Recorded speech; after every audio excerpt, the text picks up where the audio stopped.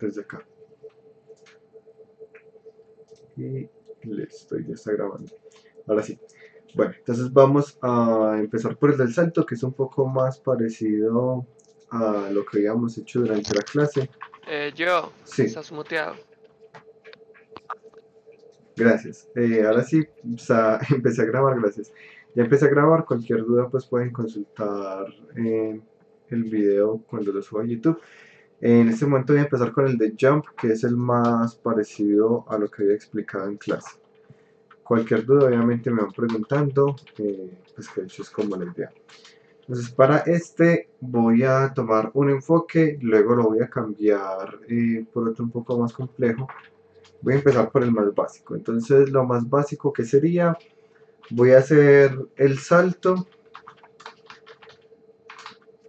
Para hacer ese salto necesito tener un componente que es el Rigid Body. Y cuando queremos un componente, sabemos que obligatoriamente lo vamos a tener, podemos utilizar el record component type of Rigid Body. ¿Y por qué sé que para el salto necesito Rigid Body? Porque el salto es físicas y todo lo que tenga que ver con físicas va a ser Rigid Body. Luego entonces por acá tengo un parámetro para serializar. Este serialize, ¿qué significa? Significa que la variable que yo ponga acá se va a hacer visible en el inspector. Ya la pongo por acá, la voy a poner en este carro de acá, se llama jump 0. Y acá está, entonces esta variable es visible. Siempre que yo quiera que una variable sea visible en el inspector, así como la masa es visible en el componente Rigid Body, esta variable que yo llame m es visible en el componente jump. Pero es visible gracias a que utilice este modificador que se llama serializField. Siempre entre las opciones de ponerlo como público y serializarlo, siempre elijan serializarlo, ya que ponerlo público tiene otras implicaciones pues que ya vienen en programación orientada a objetos, que es que cualquiera pueda acceder a ese atributo. No es una buena práctica marcar todo como público, sobre todo cuando se está trabajando en grupos grandes de proyecto, en un grupo grande en un proyecto, porque cualquiera podría modificar esa variable, un comportamiento que esperáramos que funcionara no funciona, y resulta que alguien del equipo estaba modificando esa variable en otro script para X o Y razón. Entonces, en este caso, para evitar eso, no, simplemente marquemos todo como privado. Si en algún momento nos damos cuenta que necesitamos poder modificar las variables, ya ahí sí revisaremos la opción de ponerlo público, pero generalmente se resuelve es con getters y setters, que también fue otro tema pues, de orientado a objetos. O sea, acá tengo este parámetro que serialice que se llama m, voy a serializar otro parámetro que se llama b, le voy a asignar un valor inicial a m de 500 y un valor inicial a b de 250. Igual estos valores se sobrescriben acá, es simplemente como para que este valor inicial lo tengas recién el componente sea asignado. Ahora, nuevamente, pues necesito el Rigid Body para hacer el salto. Aquí, para que no me marque la advertencia, le pongo aquí esta palabra y obtengo el componente.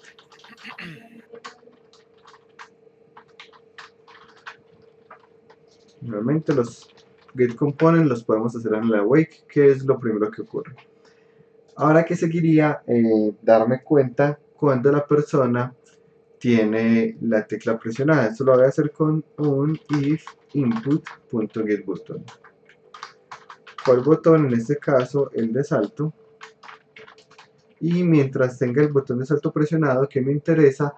Me interesa ir recargando el salto. Pero acá voy a hacer aquí unas aclaraciones. Y es que quiero esta clase de comportamiento que es un poco como lo veríamos en algunos videojuegos, en donde uno recarga.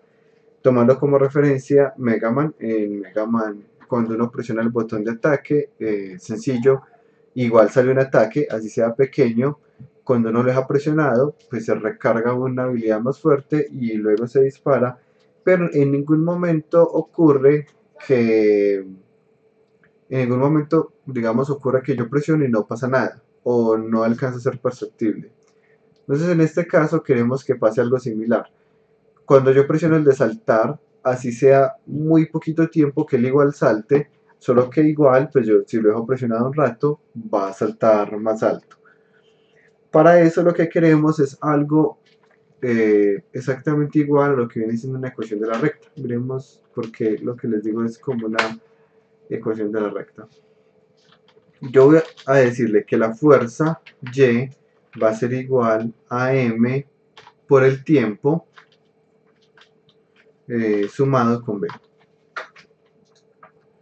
Y va a pasar algo como esto. Entonces le estoy diciendo, recordemos que aquí el eje X va a ser el tiempo, porque es la variable independiente, y Y, que es la fuerza, es la variable dependiente.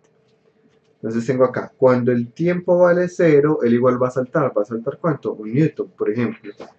Y a medida que yo lo deje el botón presionado durante, por ejemplo, 2.5 segundos, significa que va a saltar 3.5 newtons.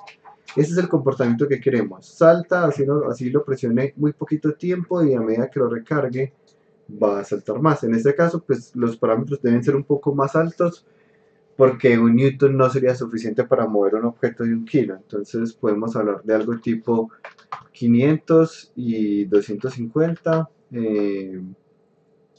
para que sea algo un poco más razonable. En este caso pues tendré que hacer el zoom out para poder verlo. Y se vería... Bueno, ya tengo que hacerle demasiado zoom. Bueno, no, de hecho tendría que hacerle zoom solo en un eje. Está subiendo muy rápido en Y comparado con el tiempo, pero bueno, eso precisamente pues es la idea. Eso aquí, este no permite hacer zoom solo en uno, no, listo. Bueno, entonces algo como eso significa que va a subir muy rápido la fuerza en muy poquito tiempo, que de hecho pues es lo que queremos. Y para poder implementar un comportamiento como ese, pues literalmente necesitaríamos la ecuación de la recta. Entonces vamos a hacerlo de esa misma forma. Voy a crear acá una variable que va a ser el tiempo, que empieza en 0. Cuando yo le esté presionando, el tiempo se incrementa. Este sería el equivalente al X. Y en el momento en que yo lo libere, input.getButtonDown, jump, voy a aplicarle la ecuación. Entonces voy a calcular aquí la magnitud de esa fuerza que lo voy a aplicar, y va a ser Y igual a mx más b, o sea, m por el tiempo más b. Y si miramos, seguimos estando las ecuaciones correctas. M es cuánta fuerza voy a ganar por segundo, newtons por segundo multiplicado por tiempo me da newtons. B es la cantidad de newtons iniciales que tiene, newtons. Entonces aquí estoy sumando newtons más newtons, esto me queda newtons, sigue siendo correcto. Ahora, ¿qué seguiría? Bueno, esto es en el app, que eso es cuando yo libero el botón. Y lo otro que sigue es entender que la fuerza es una dirección. Entonces, cuando nosotros tenemos un plano cartesiano como este y queremos expresar algunas dimensiones, yo necesito hacerlo a través de un vector, y otras sí puedo hacerlos a través de solo un escalar. Entonces pensemos, aquí está el eje X, aquí está el eje Z, y el Y es el que sale de la hoja. Es el que saldría aquí como de la pantalla. Ahora supongamos que yo tengo un carro. Este carro, si yo quiero expresar su movimiento, yo debo hacerlo con un vector. Es decir, yo no puedo decir simplemente, supongamos que le está viajando para allá. Si él está viajando para allá, en este caso todo el componente está en X, y asimismo se expresaría, pero igual es necesario expresarlo en forma vectorial. Entonces este es un carrito que está viajando por allá a 30 km por hora. Lo pongamos de unidades en unidades universales, 30 metros sobre segundo. Para yo expresar la velocidad de él, yo debo hacerlo en forma de un vector que incluye esa velocidad va a ser una magnitud multiplicada por una dirección multiplicada por un sentido. Para yo poder expresar la velocidad de este carro,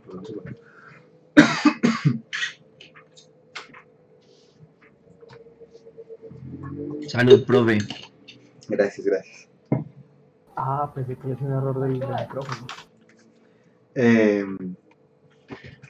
No, se me ha ido la voz, pero ya tomé agua, listo. Entonces, en este caso la velocidad sería 30 metros por segundo, que es la magnitud.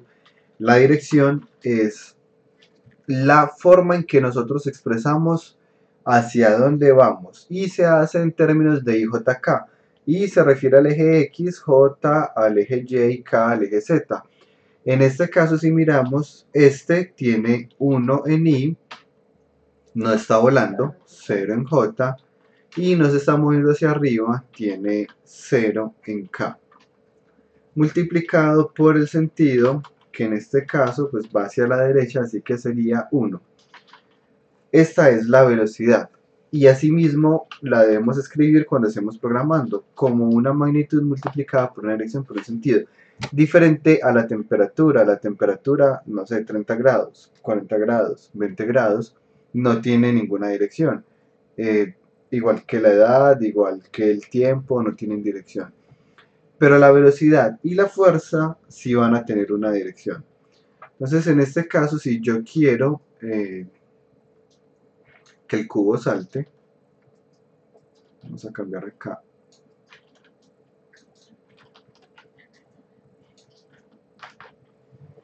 Esto, listo. Yo quiero que el carro salte, en este caso, yo ya no necesito que él se mueva para allá, sino que yo necesito que lo haga para arriba. En ese caso tengo, me quedó duplicado esto. 0 en I, 1 en J y 0 en K.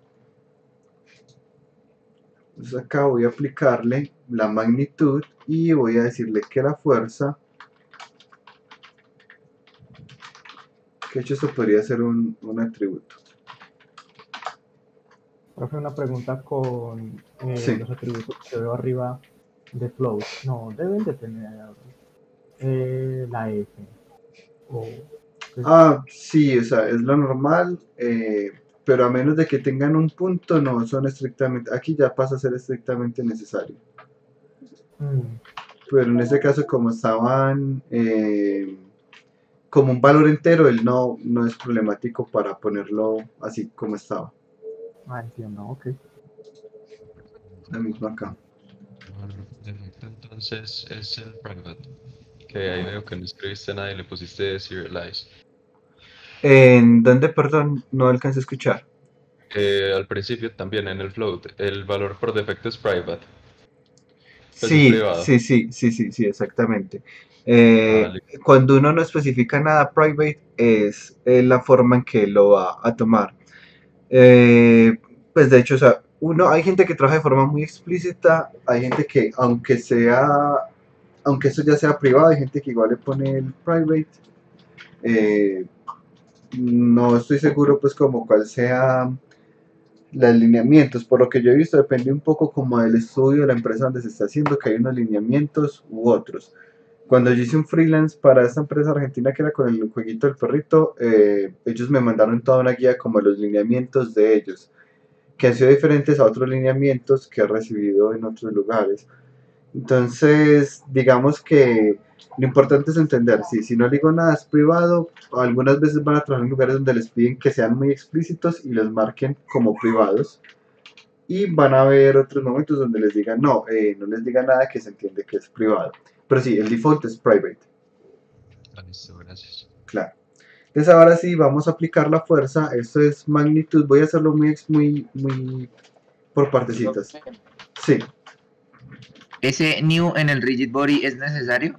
¿New rigid body o no? No, esto es porque si no me saco una advertencia de que eso es una palabra reservada. Pero esa palabra reservada no se está utilizando. Entonces pues lo puedo dejar así, no hay ningún problema. Solo que no me gusta pues tener advertencias en el código.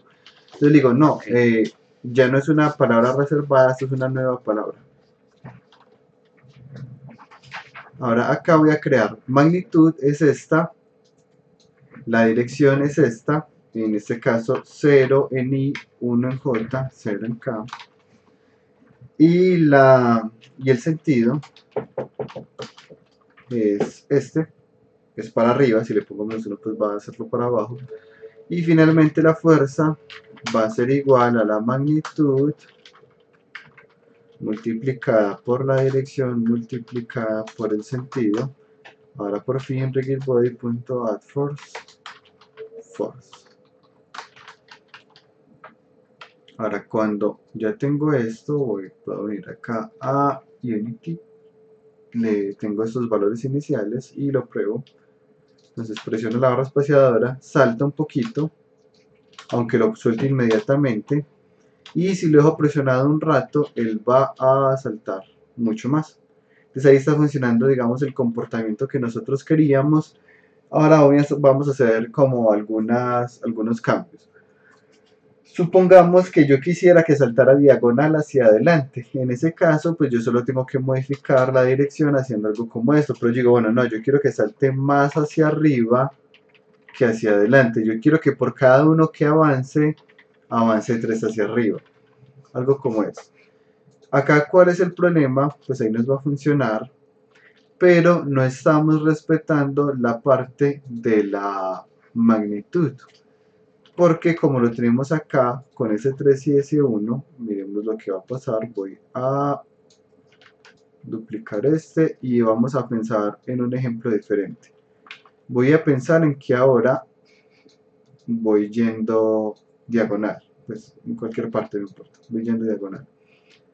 En este caso, y pongámosle otro diferente, digamos 50. Tengo que duplicar esto ya. Entonces acá tengo el 50, estoy diciendo que me estoy moviendo diagonal. Hagamos algo parecido, se está moviendo más en J que en I. Oh, no, en este caso, pues sí. Pongamos esto como el eje Z, o sea que esto es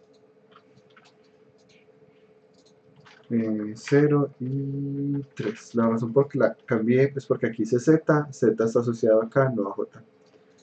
Entonces acá tengo este carrito yendo más diagonal que hacia un lado, más hacia arriba que hacia un lado. Entonces le digo, sí, por cada 3 que avanza hacia arriba, está avanzando uno hacia la derecha. El problema acá es cuando hago la multiplicación y calculo la velocidad, porque pues nuevamente es una multiplicación, lo voy a operar como se hace en vectores. Esto es un escalar, esto es un vector. ¿Cómo se multiplica un vector y un escalar? Se multiplica cada componente. Entonces esto me va a dar 50 en I, 0 en J, 150 en K. Estoy multiplicando cada uno de ellos. Parecía una ley distributiva, pero no lo sumo ni nada, sino que los dejo expresados. Y el 1 pues no me afecta nada, ya lo removí. Y esta supuestamente es la velocidad. ¿Cuál es el error? Que en el momento en que yo le calculo la magnitud a esta velocidad,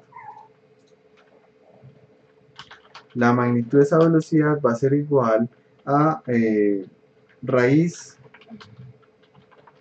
de 50 al cuadrado más 150 al cuadrado. Porque así se calcula la magnitud. La magnitud se calcula como la raíz del cuadrado de cada uno de estos componentes. Y bueno, utilizamos acá una calculadora, probémoslo y me dice que la magnitud es 158. Entonces acá me acaba de decir que la magnitud es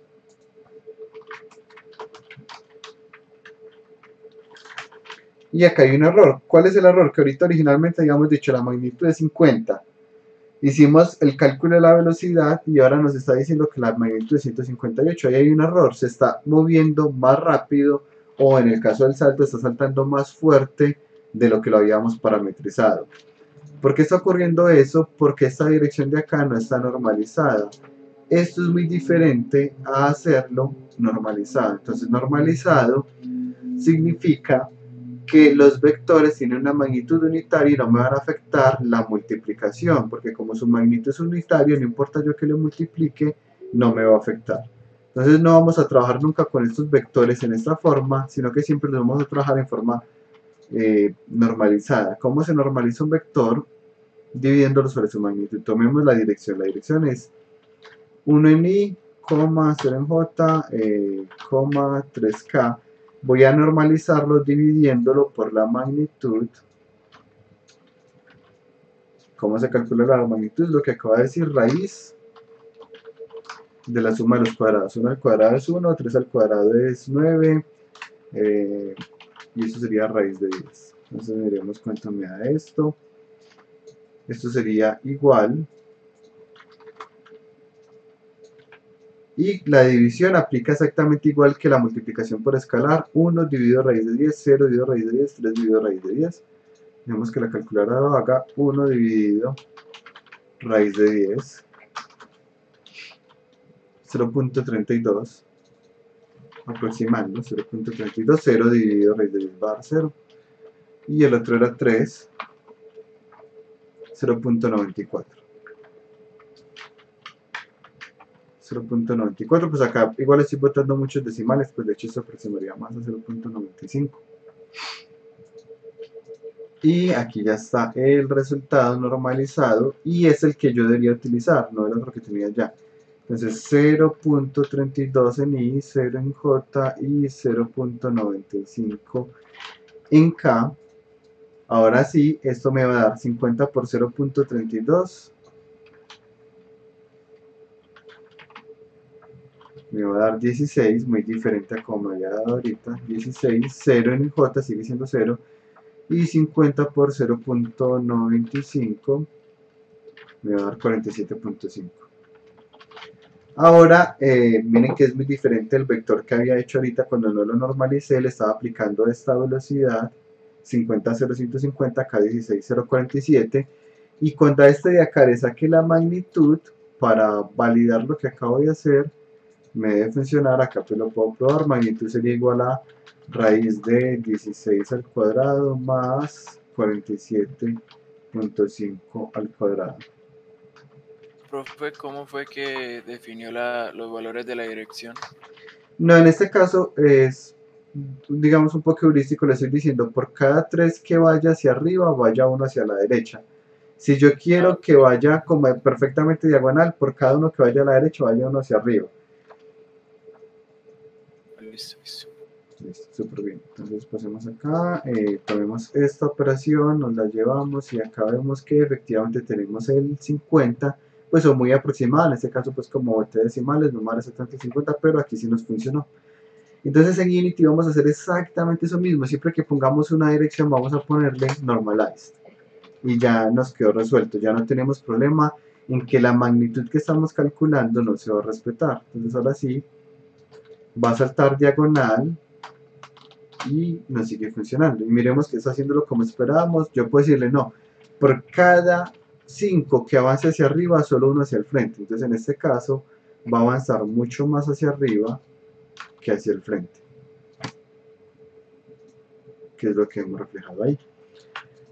Ahora, ¿qué nos puede pasar? Pues en los juegos es normal evitar que el personaje salga de la pantalla. Es muy normal. Acá el problema es que el personaje, si salta mucho, pues podría llegar a ser que salga de la pantalla. O simplemente no me interesa que la persona pueda saltar tan alto, porque simplemente pues puede pasar por encima de los colliders. Supongamos que en este juego pues acaban viniendo unos colliders que tienen unos huecos en la mitad. Yo tengo que calcular cuándo tengo que saltar para poder quedar por ahí, no chocarme por arriba ni por abajo. Pero si la persona salta demasiado, pues podría pasarse varios de ellos de un solo salto. Entonces voy a limitar cuánto salta. Voy a crear otra variable que la voy a llamar upper limit, que va a ser, digamos, 2000. Esto toca calcularlo haciendo pruebas. Pero ¿cómo lo vamos a aplicar? Con un clamp, que es la operación que quiero que se aprenda. Entonces yo podría decir aquí, si magnitud es mayor al límite superior, la magnitud pasa a ser igual al límite superior. Esta es una forma, y si tenemos un límite inferior también lo vamos a hacer, pero la forma en que se trabaja normalmente es con un clamp, que nos va a permitir trabajar de una vez límite superior y límite inferior. Entonces voy a tomar la magnitud. Un clamp. Es el clamp, entonces vamos a decirle, mínimo me debe dar 0 esta ecuación y máximo me debe dar ese límite superior. Y ya nos queda resuelto la parte de que no vaya a tener a acumular unos valores que se nos vayan a salir como dentro de los parámetros del juego. Acá lo puedo revisar. En este caso todavía me está dando mucho, lo puedo modificar acá para que me dé menos. ya pues igual yo puedo dejar esta ecuación para ver como cuáles son esos valores que yo quiero y que me van a funcionar bien, pero lo importante es siempre tener todo muy parametrizado para poder hacer pruebas fáciles y tenerlo una claridad de que los componentes de la fuerza tienen dirección, magnitud y sentido. No significa que lo tengamos que hacer en tantas líneas, lo podemos hacer en una sola línea diciendo la fuerza va a ser igual a esta parte de acá que es la magnitud, pero de hecho lo puedo hacer de una vez con el clamp, me ahorro unas variables. Aquí ya está, entonces esta es la parte de la magnitud y la parte de la dirección era esta de acá, entonces se multiplica este por este, y en este caso el sentido lo pondría embebido. Como el sentido es positivo, no hago nada. Si en algún momento yo quisiera que saltara para atrás, se lo pongo aquí mismo adentro. Inclusive si yo quisiera, pues podría serializar esto. En este caso pues no me interesa, y ya está, ya salta como por atrás y me sigue funcionando sin necesidad de gastarme más líneas de código, que en este caso no solo me estaba gastando más líneas de código, sino que me estaba gastando variables adicionales que no necesito, y gastar variables pues tiene un costo en la memoria RAM que no necesito, entonces pues para qué lo hago. Entonces aquí está, presiona el botón, se acumula el tiempo, libera el botón, se aplica una fuerza siguiendo la ecuación de la recta para garantizar que hay un salto mínimo y se le aplica esa fuerza. Preguntas hasta acá. Sí, profe, ¿qué es clamp? Clamp es un saturador, entonces clamp me recibe dos parámetros. Hacémoslo aquí como un, bueno, ahí, matemáticamente sería esto, pues lo voy a explicar un poco matemático primero. Matemáticamente es una función que tiene este comportamiento. Acá me va a dar este valor, pues pongámoslo más general. Este de acá es el mínimo, este de acá es el máximo y acá me va a dar un valor intermedio. Esa es como la representación matemática. Es una función en la que si yo me paso de cierto límite, me pone ese límite superior, o sea, ya me la aplana, no sigue creciendo. Saben que él pudo seguir creciendo, pero cuando le pongo el clamp deja de crecer y se estabiliza acá. Y si es menor a ese mínimo, lo mismo, no sigue creciendo, sino que se estabiliza acá. Esto es un clamp. Cuando yo le pongo clamp a cualquier operación, digamos float x igual a más f.clamp, float y más f.clamp, x, x no existe, pues me lo cambió, coma menos 5,5, float x igual a 0. Entonces en este caso y no cambia nada. ¿Por qué? Porque x está dentro de estos parámetros. En ese caso y toma esta variable tal cual sin modificaciones. Eso sí, pues de hecho en cálculo diferencial lo llamaban límite superior y límite inferior, sí. Entonces luego acá supongamos que x valiera 5, no hay ningún problema, él todavía me dice listo, usted vale 5, pero cuando llego a x vale 6, él dice usted ya se pasó de este límite superior. Entonces y ya no vale x, sino que y vale este 5 de acá, lo aplanó. Esto lo que me permite es tener una variable y ponerle unos límites. El límite de esta variable nunca va a ser menor a menos 5 y esta variable nunca va a ser mayor a 5. Y esto me va a garantizar que siempre quede entre los umbrales. ¿Qué pasa si esto originalmente valía 20? No importa, va a tomar un 5. ¿Qué importa si valía en menos 50? No importa, va a tomar un menos 5. No sé si ahí le queda un poco más claro a Alex. Entendido, muy entendido. Súper bien, entonces acá ya lo tengo solucionado. Lo que voy a hacer ahora, bueno, no, ¿alguien tiene otra pregunta antes de avanzar?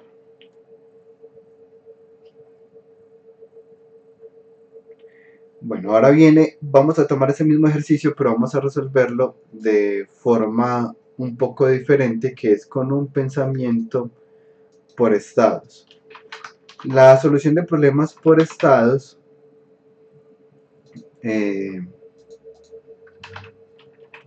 lo que nos va a permitir es mantener una lógica un poco más evidente, inclusive pues la podemos diagramar y nos va a permitir un poco escalar más la solución de los problemas. Por ahora voy a tomar todo este código, me lo voy a copiar, Nacho voy a tomar todo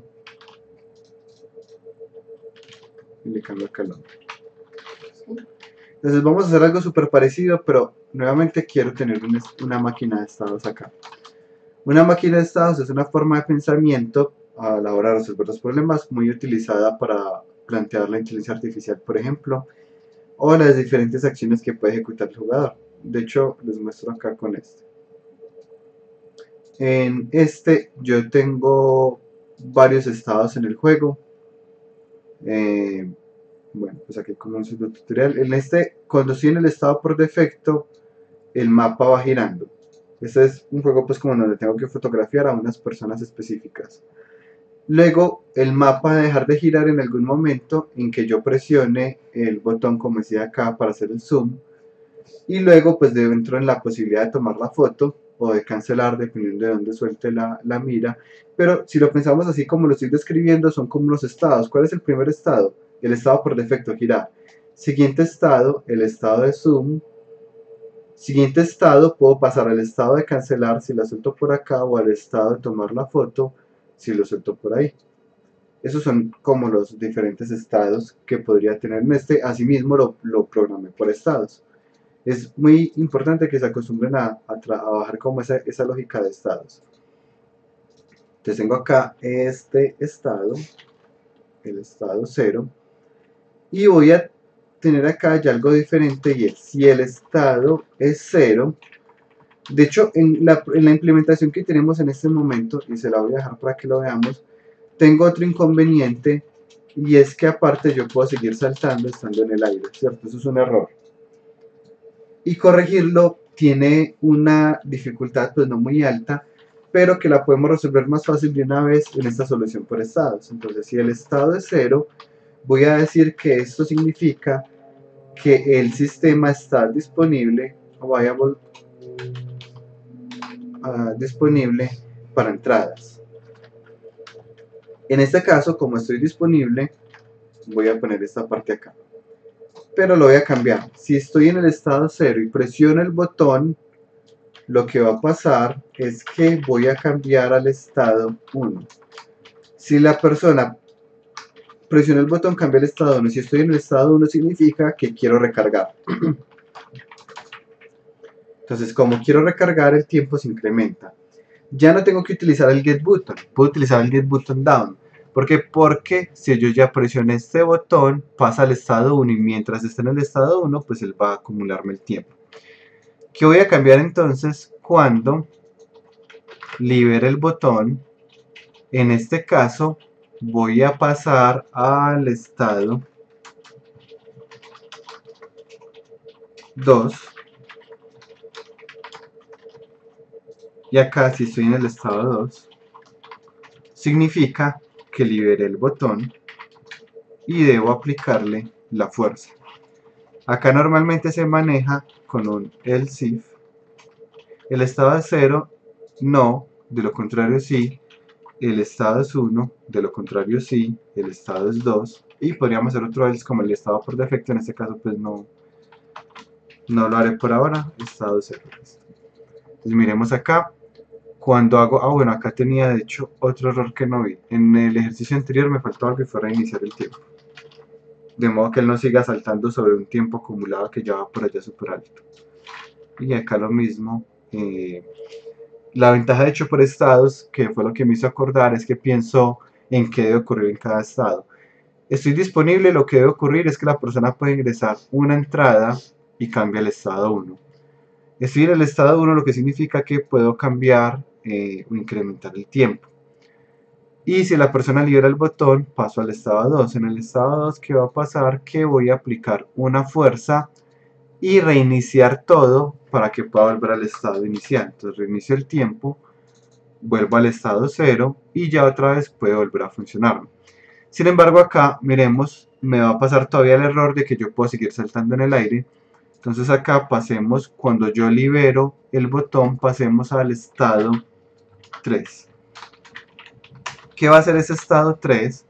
Ese estado 3 va a ser revisar una colisión. Entonces voy a tener acá un collision enter que me va a permitir saber si él ya tocó con el piso, pero no me interesa saber todo el tiempo si él tocó con el piso, solo me interesa saber si él tocó con el piso y el estado es 3.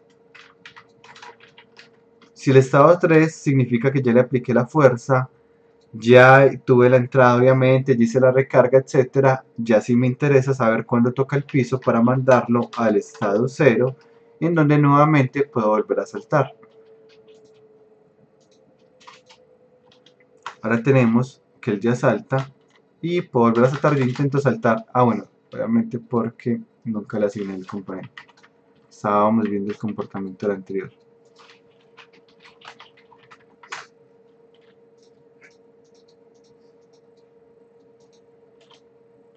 Ahora sí, salto, sigue funcionando, lo dejo recargado y me debería funcionar si intento saltar en el aire y no me funciona. Ahí ya está. Ahora la diferencia es que tenemos un pensamiento por máquina de estados. Acá pues si quisiéramos, por ejemplo, si nos parece exagerado hacerlo de pronto con tantos estados, yo pude haber combinado, en vez de pasarlo acá al estado 2, bueno, si lo paso al estado 2, lo podría meter esto acá adentro. Si les parece como que quedó muy largo, igual podemos pensar una máquina de estados un poco más cortica y hacerlo así.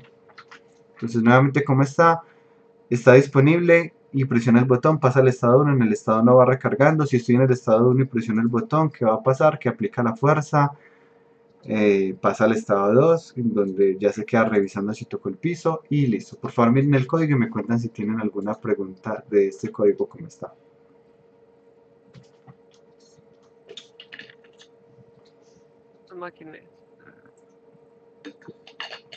Juan, no le escuché aquí, perdón.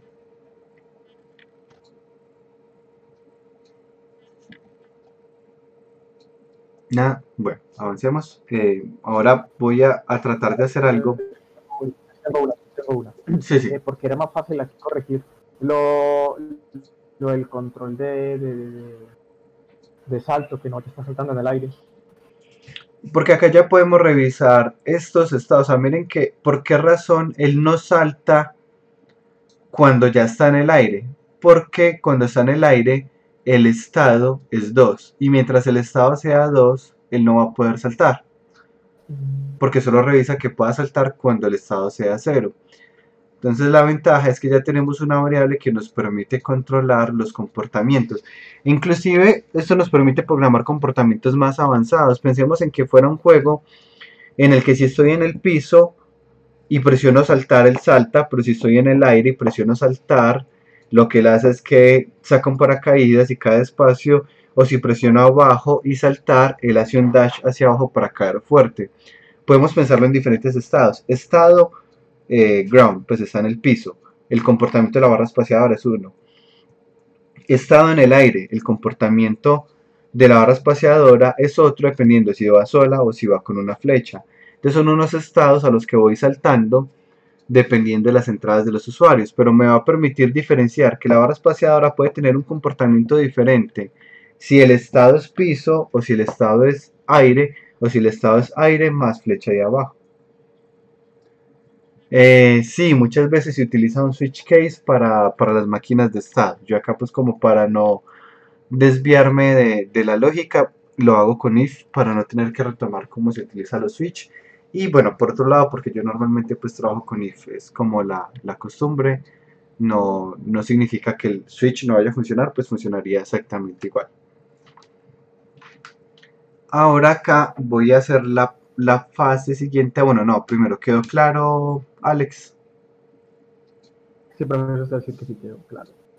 Listo. Ahora voy a hacer la fase siguiente, es que vamos a tratar de manejar siempre un comportamiento aislado entre las entradas y la lógica del programa.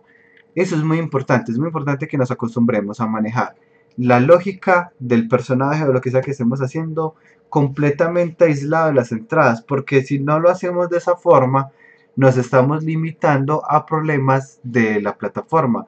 Es que yo quiero que mi juego sea multiplataforma y yo lo quiero sacar para Android, para PC, para web, para PlayStation, listo, no hay ningún problema. La primera regla para que hagamos bien eso es que la lógica del proyecto y las entradas no tendrían por qué estar juntas, porque las entradas van a depender de unos elementos ajenos, en este caso la plataforma, y la lógica siempre va a ser la misma. Así que vamos a hacer algo como esto de acá. Este es muy parecido, miremos a este código que pues, ya lo tenía resuelto. Obtengo el componente, tengo los estados, tengo el tiempo, tengo la fuerza. En el update me revisa si el estado es 1, se recarga el salto. Luego tengo un método, cuando se llama ese método y el estado era 0, que significa que estoy disponible, el estado pasa a ser 1. Luego tengo otro método que si se llama y el estado era 1, significa que estaba recargando el salto. Lo que va a hacer es que va a aplicar el salto y le va a agregar la fuerza y va a ir al estado 3, que es en el que revisa la colisión. Tengo un código muy parecido, pero en este caso ya no tengo unos inputs utilizando la clase input como tal, sino que tengo unos métodos públicos que los encargados de las entradas pues van a llamar. Entonces en este caso ya tengo esto. Si yo sé que estoy en un sistema con control, en ese caso los inputs los definiría las entradas del control, un script que me lee el control y que le aplicaría y que llamaría a este método, por ejemplo, cuando yo presione la X para recargar el salto, cuando suelte la X. O si estoy en un sistema touch, pues va a haber otra partecita que me manda una información de cuándo se llama este y cuándo se llama este. Antes de avanzar a la parte de cómo están las entradas, quiero que revisen el código y me cuenten si hay alguna duda hasta ahí. Profe, hay alguien en el chat que pregunta que en qué caso se usa el switch entonces. No, sí, desde siempre, o sea, siempre que yo tenga un if y no sea una desigualdad, yo puedo hacerlo con un switch case. Es decir, aquí estos estados yo pude haberlo hecho con un switch case. También pues este de acá, yo pude haber hecho switch state case 0 y poner ese código case 1 y poner este código y va a funcionar exactamente igual. No, realmente yo lo clasificaría básicamente en preferencias. Yo tengo algo que son enteros, que no son desigualdades, perdón, no necesariamente que son enteros, que no son desigualdades, porque el switch no soporta desigualdades. Entonces lo puedo hacer tanto por if como por switch. ¿Cuál voy a elegir? Por preferencia o por políticas de la empresa. Pues porque hay estudios nuevamente que tienen unos lineamientos muy definidos y algo estrictos. Por ejemplo, la forma en que yo trabajo, que es poner esas llaves arriba en la misma línea, fue algo que me pidieron cambiar en todos los códigos de Papumba, de la empresa argentina, porque en los lineamientos de ellos siempre trabajan con llave abajo. Pero como son exactamente igual el comportamiento del if y del switch en este caso, entonces no es relevante. No sé si con eso queda un poco más claro lo que me habían preguntado.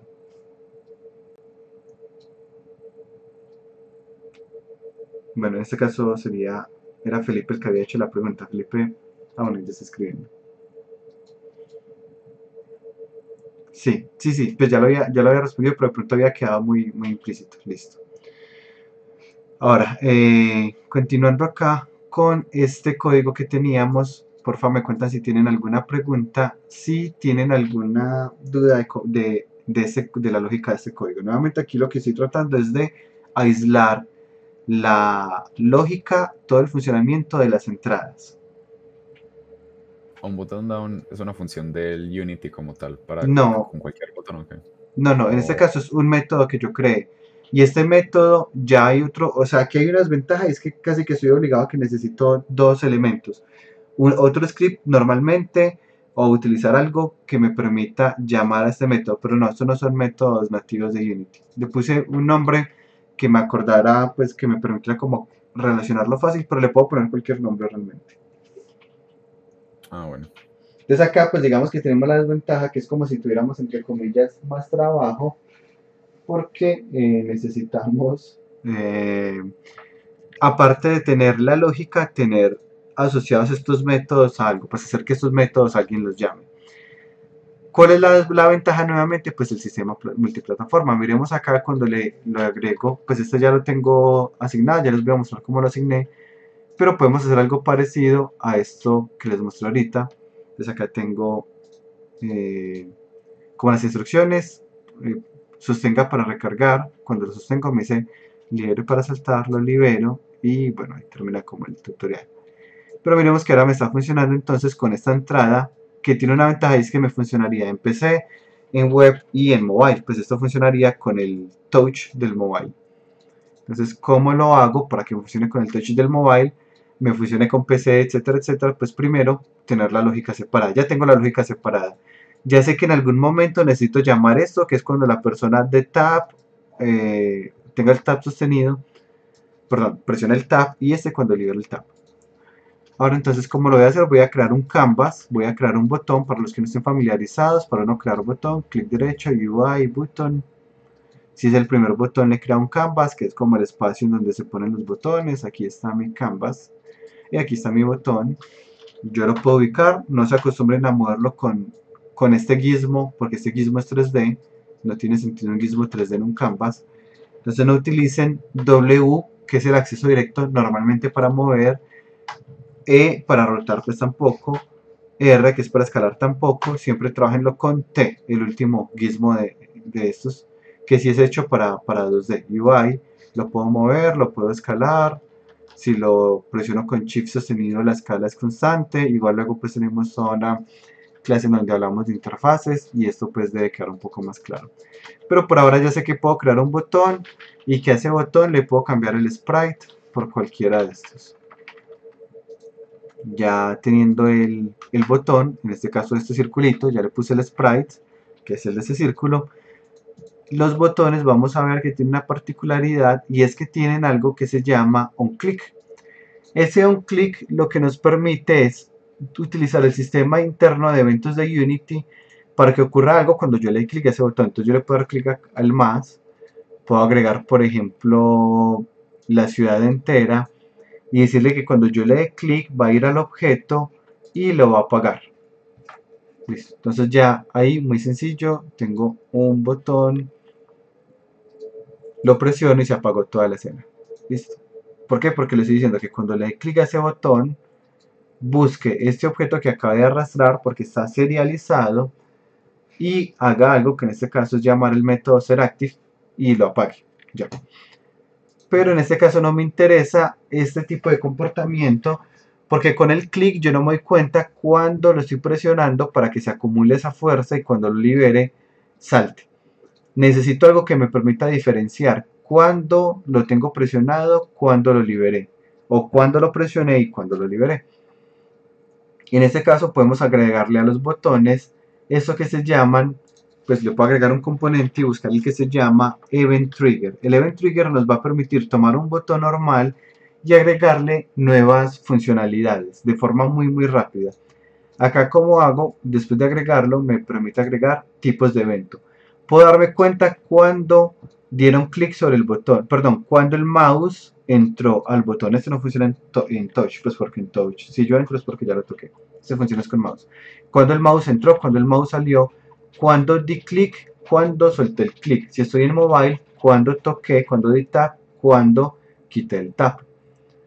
Cuando estoy tratando de arrastrar el objeto, cuando solté el objeto que estaba arrastrando, cuando lo seleccioné, cuando lo moví, etcétera, etcétera. En este caso me interesa agregar dos, pointer down y pointer up.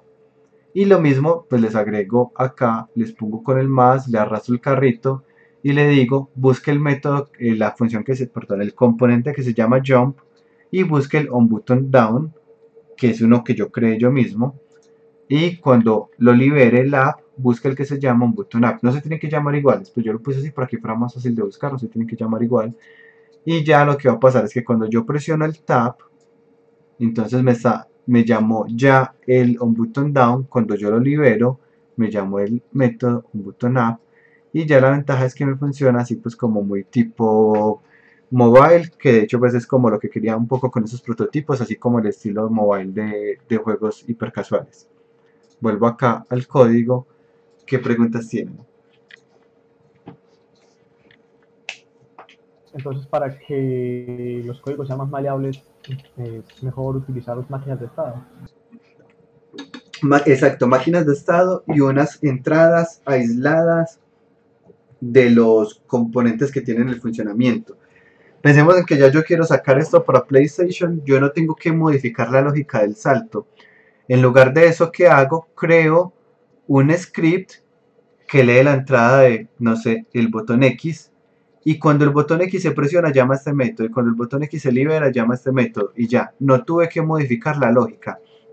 Eso es lo que quiero que entendamos. La idea de la programación orientada a objetos en su forma, digamos, ideal, busca crear unos proyectos que sean escalables, que sean reutilizables, que sean también modificables, pues que sea fácil mutarlos. En este caso, si yo tengo varios scripts asociados al personaje súper buenos, y digo esos scripts están muy buenos, yo quiero hacer un juego multiplataforma con esto, entonces debería poder hacerlo sencillo, debería poder tener un script aislado que me lee las entradas y se las pasa a ese script del personaje, y ese script aislado va a funcionar independiente de si estoy en mobile, de si estoy en PC, estoy en web, etcétera, porque va a tomar diferentes inputs o porque son diferentes scripts y se llaman todos, se los pasan al jugador, solo que pues el jugador pues no tiene varias entradas a la vez, entonces solo va a leer una de ellas, etcétera. Pero sí, tratemos de siempre pensamiento por estados, inputs aislados. Cuando yo trabajo en clase, normalmente van a ver que los inputs yo no los pongo aislados, pero es porque para los objetivos de clase yo les quiero mostrar, por ejemplo, algo sobre el control del personaje, pues para mí no tiene sentido aislarlo porque me demoro mucho y para la clase no es lo útil. Ahora acá me va a tocar avanzar un poco más rápido con los otros. Miremos acá el del color. Para el del color también tengo un pensamiento por estados. Voy a quitar esta parte de la escala, que fue algo que hice para el ejemplo de ayer. Y miremos cómo está hecho el sistema de color. Entonces, para hacer el cambio de color tengo serializada la duración. Muy importante que se acostumbren a que la duración de los efectos sea serializada porque son parámetros del juego que uno debe poder controlar. Dependiendo del juego, pues van a haber parámetros que voy a necesitar darles más o menos control. Lo normal es querer tener más control y la duración es algo bien importante porque digamos es un efecto en donde yo voy a hacer el cambio del personaje. Si el efecto es muy lento, ¿qué pasa? Que se vuelve muy incómodo para el jugador. Digamos que yo tengo un efecto en el que yo cambio como en Bloody Roar, que uno tenía un personaje y uno presionaba un botón y se convertía en un animal dependiendo del personaje. Si esa animación fuera bien lenta, sería muy incómodo porque es un juego muy rápido. Entonces yo hago la animación y me perdí un montón de habilidades que pude haber utilizado porque la transición fue muy lenta. Entonces no hay problema que hagan la transición lenta desde que sea parametrizable y luego yo hago pruebas con el usuario y me doy cuenta que no le gustó, le bajo la velocidad o le subo la velocidad. Por ejemplo, cuando yo hice en este que les muestro ahorita, tengo un efecto acá y es cuando uno suelta cuando uno lo suelta, él se viene hacia la posición original. Ahí está parametrizado. Originalmente le había puesto .15 segundos, pero era tan rápido que uno se le perdía, como yo lo solté porque ya no está acá. Entonces con .5 es un poco más evidente que él se movió y la vista lo sigue y yo sé que vuelve y queda por acá. Pero fue por eso, porque hice la prueba. Yo, bueno, lo tenía parametrizado en .15, no me gustó, lo cambié en .5, no tengo que cambiar nada de la lógica del código, porque es un parámetro que automáticamente, pues, va a seguir funcionando, como acá. Esta duración es lo que yo quiero que dure la transición de color. Necesito el render, entonces acá lo pongo como un componente requerido. Necesito el render porque el render es el que tiene el acceso al color. Obtengo el componente renderer y el color inicial lo voy a guardar. Siempre voy a ir desde un color inicial, color 1, hasta un color final que es color 2. El color inicial, la primera vez en el awake, es el color que ya tenía ese objeto. Cuando el estado 0 es porque estoy disponible. Cuando presiono la barra espaciadora, genera un color aleatorio, pero solo para el color 2, porque el color 1 es el color que yo tengo actualmente y el estado pasa a 1. Acá lo que voy a hacer es que siempre que quiera que un lerp me funcione en un tiempo definido, lo voy a hacer de esta forma. Entonces tengo el tiempo dividido la duración. El tiempo dividido la duración, ¿qué implicaciones tiene? Que cuando este sea 0, me va a dar 0, pero cuando este sea igual a la duración, esta división me va a dar 1. ¿Cómo funciona el lerp? Cuando yo tengo el ERP me va a permitir hacer una transición entre dos estados, sean de posición, de tamaño, de color. Entonces acá tengo, si en el último parámetro del ERP le doy un 0, me da este color de acá, este que es como un rosado. Y si el ERP vale, el último parámetro del ERP vale 1, me va a dar este color de acá, que es un verde. Pero yo quiero hacerlo con números más grandes, de 0 a 1, lo que hago es dividirlo. Entonces en este caso, cuando 0 dividido 2, me da este de acá. Cuando el tiempo valga 1, 1 dividido 2 me va a dar 0.5, me va a dar este de por acá. Y cuando el tiempo valga 2, 2 dividido 2 me da 1, me va a dar este de acá.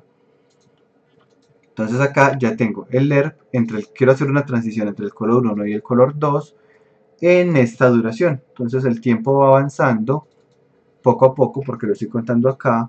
Cuando el tiempo valga 0 me da el color 1, cuando el tiempo valga 1 me da un intermedio, cuando el tiempo valga exactamente lo mismo que la duración dividido duración me da 1, me da el color 2.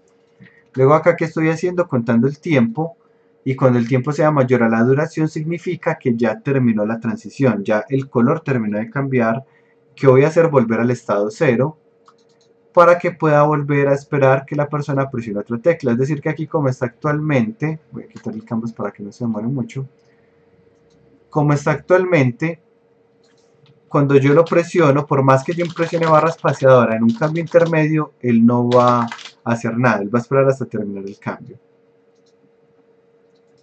Acá entonces solo va a hacer el cambio cuando ya termine la duración.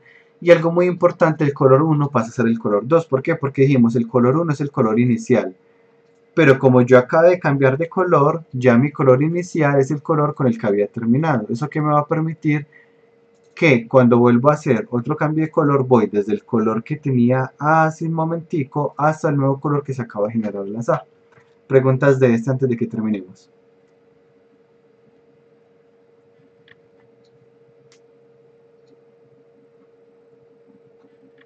El ERP va de un estado a otro, ¿no? Va de un rango que uno le ponga, entonces de color 1 a color 2. Exactamente. Y este último lo que me permite decidir es cuál. Si le pongo un 0, me va a dar el izquierdo.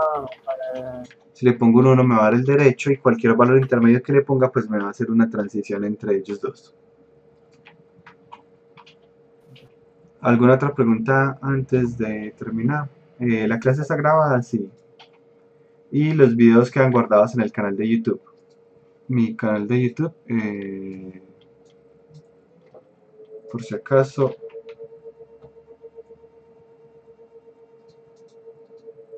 canal. Y por acá, listas de reproducción, no, sí, listas. 2020, aquí están quedando todos. Normalmente lo subo muy en la noche porque me afecta el ancho de banda la subida de los videos. Listo, entonces por hoy terminamos acá. Ya en la clase siguiente retomamos, continuando desde donde quedamos, que fue nos falta el del cambio de color de la luz, el tipo stack y el tipo bomba. Y ya pues en la tutoría que van a hacer, para la tutoría lo que deben hacer es presentarme una versión inicial del Game Design Document. Entonces van a tomar esta tablita de acá.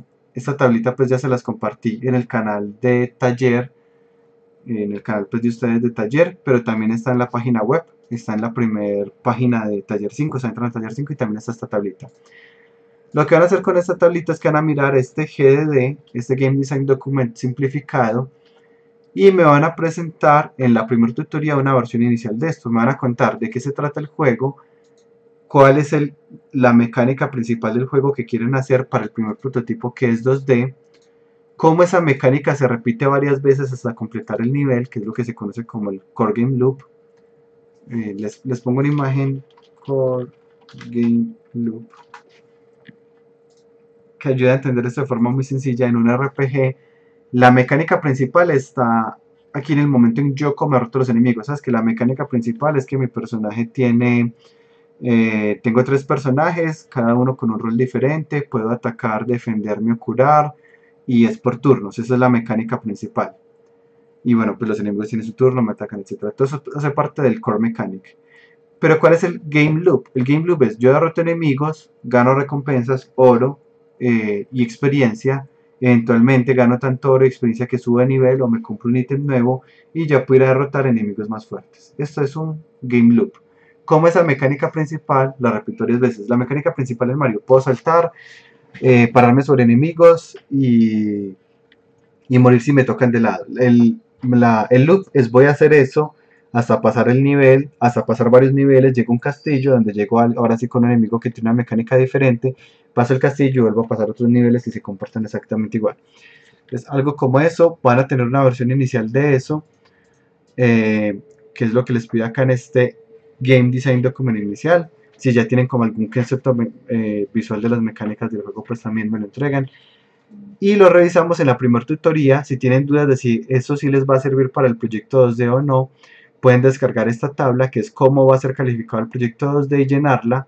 Ustedes se preguntan, ¿este juego va a tener un nivel inicial? Sí, entonces ya tiene un punto 3. Va a ser multijugador, o sea, va a permitir 2 personas a la vez, pues compartiendo teclado como sea así, entonces ya tengo punto 3.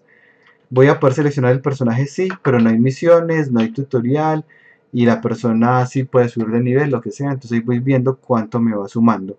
Y de qué tamaño es mi equipo es de 3 personas, de 2 personas, de 5 personas, pues mientras más grande el equipo más la bonificación, porque es más difícil coordinar un equipo más grande, etcétera. Van a llenar esto para darse cuenta si el juego que están planteando si les sirve, van a llenar el documento inicial, nos vemos en la próxima tutoría para llenar el documento. En la próxima clase seguimos respondiendo estas partes de los ejercicios que les había planteado. Y en la tutoría de la otra semana ya deben entregar el game design, pero terminado por completo. Y se calificaría. La tabla pues, que mostraste para llenar, ¿en dónde está? No esta, sino la que estabas mostrando ahorita. hacen en el mismo documento. O sea, son hojas del mismo documento. Ah, ok. Listo. Ahora sí. Profe, nosotros elegimos todo, la temática y eso, ¿cierto? Sí, exactamente. Desde que sea un prototipo 2D. Nuevamente. El primero es 2D, el segundo es 3D. Listo, profe. Listo, Correcto. súper bien. Entonces nos vemos en la tutoría. Yo me despido que ya voy para una tutoría en este momento. Hasta luego. Hasta luego. Chao, profe.